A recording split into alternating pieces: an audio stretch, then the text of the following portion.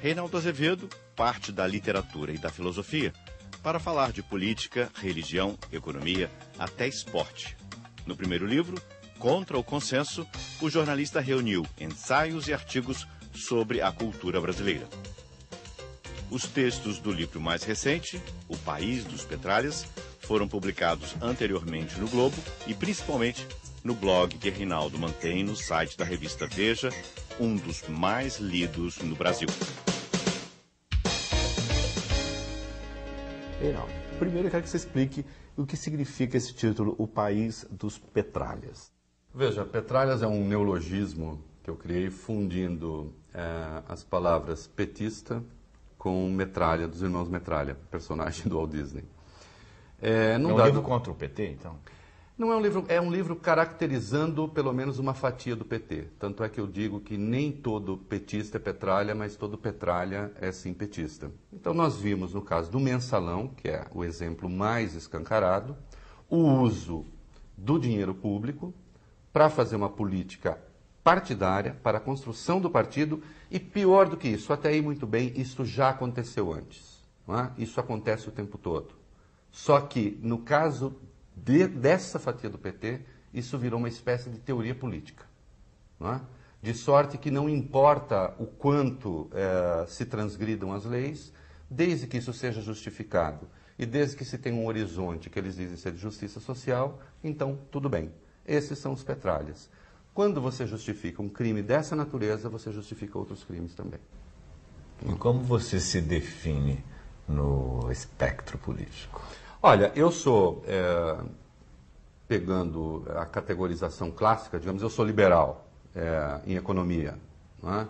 Em política, eu diria, sou também um liberal, porque é possível ser um liberal em política. Agora, se formos pegar aquela denominação direita-esquerda, eu não tenho receio de dizer que eu me alinho com posições que são consideradas de direita. Agora, precisamos ir com cuidado. É preciso ver que tipo de direita e qual direita querem jogar no meu colo. Se quiserem jogar no meu colo o Hitler, o Mussolini, eu rejeito, porque nós, os liberais, então, vou falar assim, combatemos esses senhores. Se quiserem jogar o Churchill, eu aceito. O problema é que se demonizou no Brasil a palavra direita por conta da ditadura militar, que... Não, você disse que a ditadura não era de direita. E não era mesmo. Quer dizer, se formos pegar... qual foi o maior criador de estatais do mundo, Ednei? Não é o maior criador de estatais do Brasil. O maior criador de estatais do mundo foi o senhor Ernesto Geisel. Não é? Esse Estado que está aí, que ainda precisa ser diminuído, não é? Com muitas estatais a serem vendidas, esse Estado foi o Estado criado pelo regime militar. Não por acaso o Lula tem uma certa paixão pelo regime militar. Volta e meia ele se refere ao Geisel de maneira positiva. Então veja, o fato de ter havido ditadura no Brasil, o fato de ter havido facções do governo que torturaram e mataram, isso é verdade, criou a ideia de que toda a direita é necessariamente má. Agora eu pergunto, toda a esquerda é necessariamente boa? E a herança que a esquerda deixa? Se formos pegar uma herança em cadáveres, eu não tenho dúvida de que a herança esquerdista é muito mais pesada. Só na China são 70 milhões. Só na União Soviética são 35 milhões. Eu não estou falando de mortos de guerra, eu estou falando de pessoas assassinadas para consolidar regimes. Não é? Então, quem fez teoria política com a morte foi a esquerda, e isso é histórico. Eu me sinto desconfortável em que me chame de direitista ou de uma pessoa de direita? Não, eu não ligo. Não é? Agora, depende do que se queira dizer com isso. Não é? Se quiserem atribuir a mim ilegalidades, não, de jeito nenhum. Então, eu criei uma definição, se me permite, eu digo assim, o que é um direitista? E sempre considerando um regime democrático. O direitista é aquele que não aceita que a lei seja solapada para criar justiça social. Porque, para o direitista, sempre que isso acontecer, vai se criar mais injustiça. O esquerdista, de maneira geral, acha que solapar a lei é um bom caminho para criar a tal injustiça social. Não é? Então, essa é a distinção que eu faço. Nesta distinção, eu não tenho dúvida, eu estou mais à direita. Sim. E digo isso sem qualquer receio. Um progressista tem que estar afinado com os deserdados, profissionais dos padres, das ONGs e do Chico Buarque. Os conservadores preferem ficar no armário, praticando uma ideologia que não ousa dizer seu nome, ou vão para a fogueira. A esquerda leva vantagem na guerra de valores. Jornalistas acham normal ter como fonte um ladrão, sobretudo se ele roubar em nome da causa, mas fogem de um reacionário ou direitista. Supostas maiorias teriam mais direito a preconceitos do que um indivíduo. Com efeito, não existiria totalitarismo sem as massas e suas rebeliões. Aprendi com Ortega y Gasset, antes ainda de começar a fazer a barba. E quanto às críticas que fazem você, o seu blog, algumas, como você tem intensas, chamo você inclusive de canceroso. É verdade. Tem uma piada muito boa que... Você ri, né? Eu rio, porque, veja, é tão boçal, no fundo. Né? Primeiro que, se fosse, seria uma caracterização indevida para discriminar pensamento. Tá certo? Aí eu lembro aquela coisa da Susan Sontag, da doença como metáfora, quer dizer, o câncer nem é uma boa metáfora. Né? Quanto mais, para você discutir, quanto mais ser uma questão de fato a dividir pessoas. Né? Isso se deve ao fato de que eu extraí 2 tumores da cabeça, do crânio. Pode-se matar a curiosidade de alguns, está aqui, né? Um deles. Na frente? Aqui, né? E outro aqui na lateral, pega toda essa região. Muito bem. E eles dizem, arrancaram o seu cérebro e largaram os tumores, né? Você já está morrendo, por que é que você não muda de posição? Há aqueles que querem ser piedosos comigo e dizem assim, puxa, Reinaldo, nem enfrentando todas essas dificuldades você se tornou mais humano. Quer dizer, a ideia de que se você eventualmente fica doente, você tem que migrar para o lado deles para ter companhia. Porque essa é uma velha tara dessa gente que, se eles não puderem te silenciar, eles querem matá-lo de solidão. Né? Acontece que eu não preciso desse tipo de companhia. Né? Eu estou feliz com a minha vida, com as coisas como se deram, como se dão, com a minha família, com os meus anseios, e tenho as infelicidades que são normais de todo ser humano. Eu até digo, quem é plenamente feliz é uma besta quadrada. Né? Ninguém é. Você disse que Drummond era um poeta preguiçoso e Guimarães Rosa metafisicamente primitivo. Acho que muita gente não deve ter gostado, nem vai gostar. No caso do Drummond, eu até recebi de presente... E você cita Drummond no livro. Cito. Não, eu adoro Drummond. O que eu quis dizer? Ele, sem dúvida, é um grande poeta, sem dúvida é o nosso grande poeta, se a gente considerar que a literatura, ela também vai e deve ir além do próprio texto. Quer dizer, a literatura também é a crítica que ela gera, a literatura também é os epígonos que ela cria, ela também é a massa crítica que ela provoca. Tá certo? Porque no ponto extremo você teria um poeta maravilhoso não publicado. Portanto, ele não existe como tal. Então, o Drummond é o nosso grande poeta. Agora, há exemplos, se você pegar o livro ali, de um prosaísmo excessivo e de uma facilidade excessiva. Então, o que eu digo, às vezes escreveu um pouco demais e talvez tenha trabalhado o verso menos do que seja o meu gosto pessoal, veja só. Também tem isso. No caso do Guimarães Rosa, há 2 coisas. E eu faço por contraste para tentar ser um pouco mais claro. Quem é o meu prosador do modernismo brasileiro? É Graciliano Ramos, um comunista. É Graciliano Ramos. De quem eu acho que nunca se fala o suficiente. De que não se fala o suficiente. O Graciliano tem uma coisa magnífica no Angústia, uma passagem que eu acho fascinante. O sujeito está sentindo, enfim, angústia, está infeliz, e ele não sabe o que é, e era só o nó da gravata, porque estava muito apertado. A passagem é perfeita porque se você vai à origem da palavra angústia, que é a mesma de ângulo, quer dizer estreitamento. Né? Você está angustiado quando você sente, na verdade, o seu peito, a sua glote estreitada e você quer respirar mais. Não é? É fascinante, e isso no Graciliano é frequente, esse tipo de coisa, em que ele desmetaforiza a realidade e a põe de uma forma crua, numa linguagem clássica, fluida, sem qualquer macaquice vocabular. Incomoda-me, eu sei que os partidários do Guimarães Rosa, porque também as pessoas, isso vira uma espécie de seita, mas toda aquela macaquice vocabular do Guimarães não me interessa. Eu acho aquilo uma brincadeira que interessa muitas vezes aos acadêmicos, ficar descobrindo a origem desta ou daquela palavra, não é? Aquilo não me interessa, me incomoda um pouco. Por quê? Porque eu prefiro um texto mais fluido, que eu chamo mais clássico. Bom, e quanto ao que eu chamo de primitivismo metafísico, metafísica primitiva, quer dizer, todo aquele negócio do grande sertão, daquele mundo meio mágico, meio onírico, aquelas coisas, a mim não diz nada. Quer dizer, quando eu digo a mim não diz nada, a luta do bem e do mal, no Goethe, eu acho superior. Entende? Ali eu reconheço esta luta posta de uma maneira que eu chamo essencialista, sem todo esse sotaque regionalista que tenta, de algum modo, tropicalizar ou abrasileirar a luta do bem e do mal. Não gosto. Agora, evidente, um grande escritor, não há dúvida. O problema é que tem uma certa coisa que acontece no país também, que você não pode sequer questionar alguns mitos sagrados. E eu não questiono de forma desrespeitosa, não.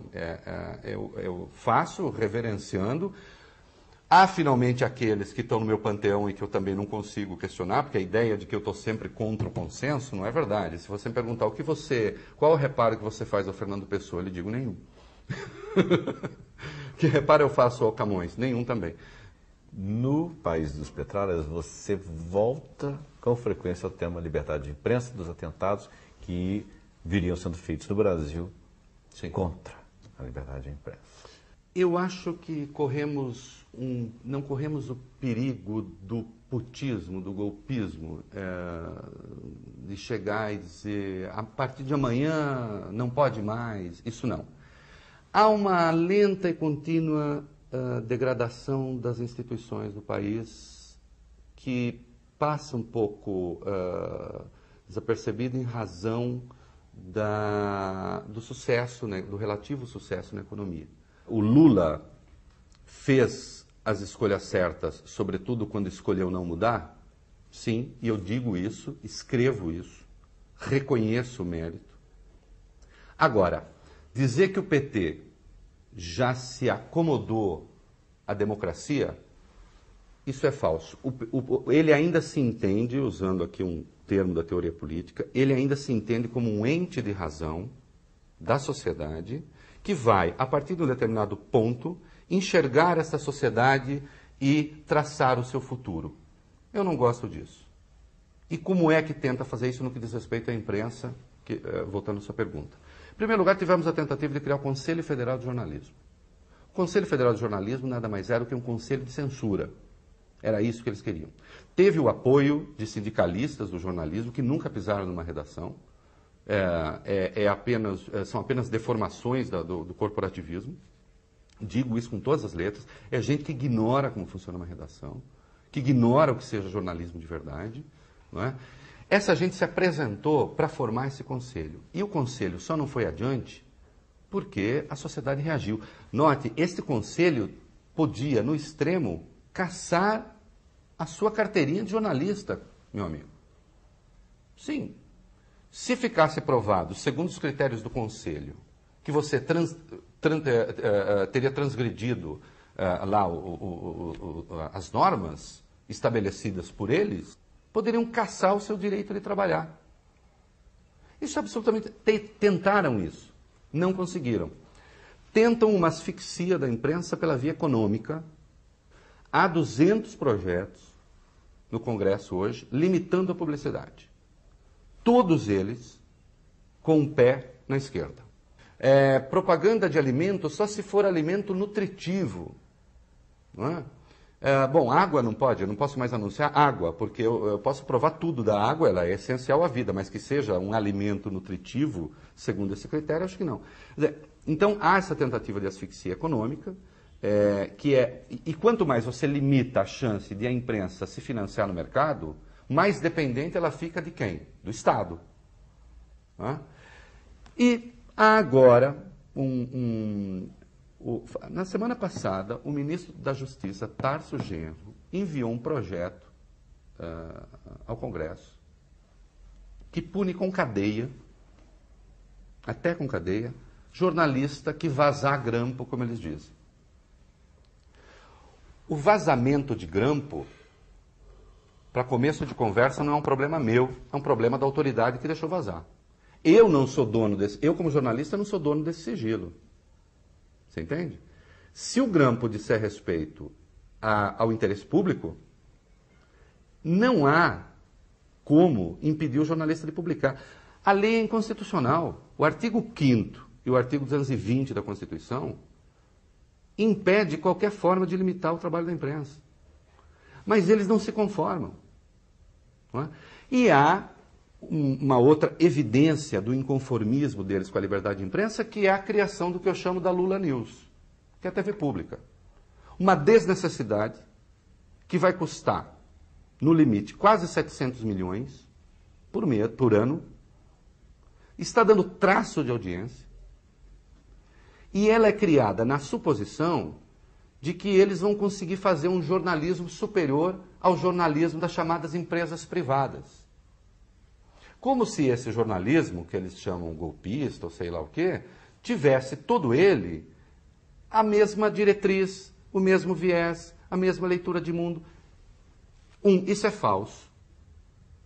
Há diferenças entre os jornalismos que se praticam no Brasil, e se há um núcleo comum, e agora então a minha provocação, e se há um núcleo comum, não é um núcleo comum conservador, ao contrário, é um núcleo comum que eu chamo claramente de esquerda. Me diga onde é que vai sair uma matéria contra o aborto no Brasil.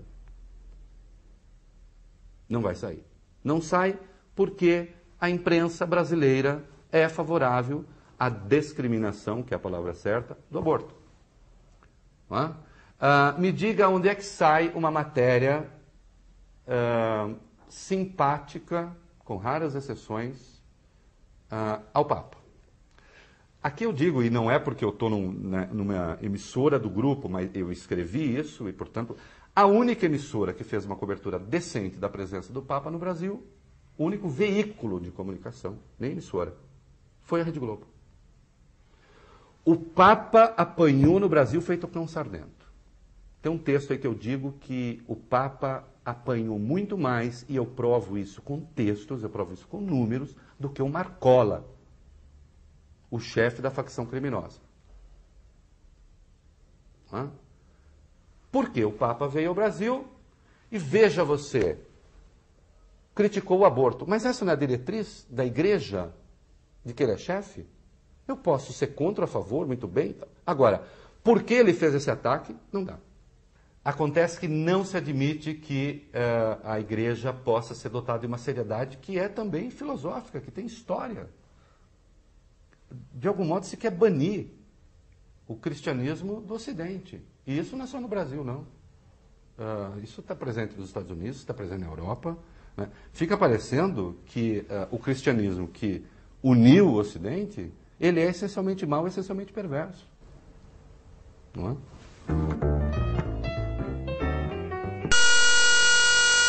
Um cristão acredita em Deus, claro, mas sabe, como reafirmou o Papa João Paulo II, que o demônio existe. O que é matéria de crença pode encontrar plena correspondência numa mentalidade agnóstica. Deus é a convicção, o princípio, o norte moral. O demônio é frouxidão da vontade, a ausência de limites, o relativismo sobre todas as coisas. Um cristão sabe que a manifestação mais clara do demônio, e por favor, eliminem da imaginação aquelas bobagens de possessão, à moda do filme O Exorcista, é aquela que o leva a duvidar de si mesmo, dos seus valores, que põe uma névoa sobre os seus olhos e o impede de distinguir o certo do errado, porque, afinal, o certo de um será o errado de outro, e vice-versa. E, enfim, tudo seria uma questão de ponto de vista.